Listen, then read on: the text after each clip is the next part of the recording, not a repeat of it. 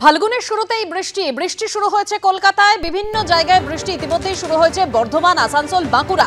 আমার দুই প্রতিনিধি এই মুহূর্তে সরাসরি রয়েছে, একদিকে ধর্মতলা থেকে পার্থপ্রতিম ঘোষ, অন্যদিকে হাওড়া থেকে রয়েছেন শিবাশিস মৌলিক। আমি প্রথমেই পার্থর কাছে যাব। পার্থ,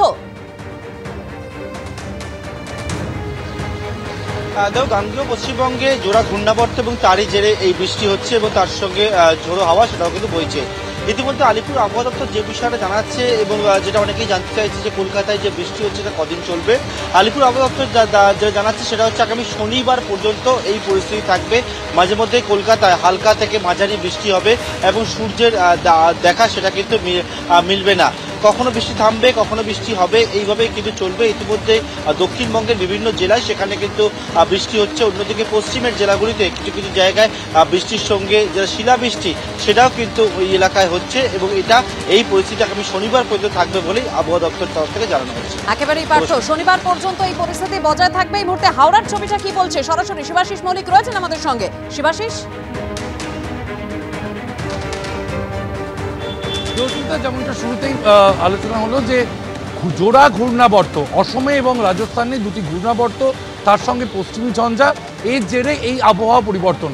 হঠাৎ করে ফাল্গুনের শুরুতে কেন এই আবহাওয়া পরিবর্তন?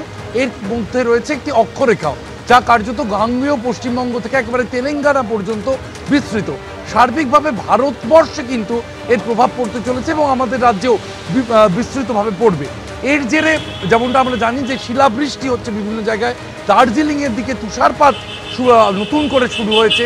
সেই জায়গায় দাঁড়িয়ে কিন্তু রবি শস্য একটা ফলনে ক্ষতির আশঙ্কা দেখা যাচ্ছে এবং এছাড়াও চিকিৎসকরা যেমনটা বলছেন এই আবহাওয়া পরিবর্তনের সময় কিন্তু একটু বিশেষভাবে যত্ন নিতে হবে শরীরে এবং সার্বিকভাবে এই আবহাওয়ার পরিবর্তন কিন্তু চলবে আগামী শনিবার বা রবিবার সকাল পর্যন্ত। বৃহস্পতিবার এবং শনিবার বৃষ্টির পরিমাণ কিছুটা বেশি থাকবে এমনটাই জানাচ্ছে আলিপুর আবহাওয়া দপ্তর। ধন্যবাদ শিবাশিস, ধন্যবাদ পার্থ।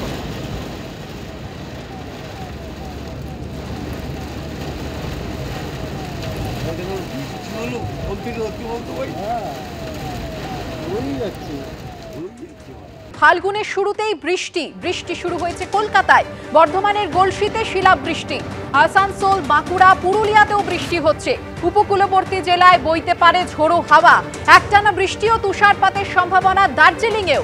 গাঙ্গেয় পশ্চিমবঙ্গ থেকে তেলেঙ্গানা পর্যন্ত বিস্তৃত রয়েছে অক্ষরেখা। আর তার জেরেই ফাল্গুনের শুরুতেই বৃষ্টি। কলকাতায় বৃষ্টি শুরু হয়েছে, যে ছবি আপনারা দেখতে পাচ্ছেন।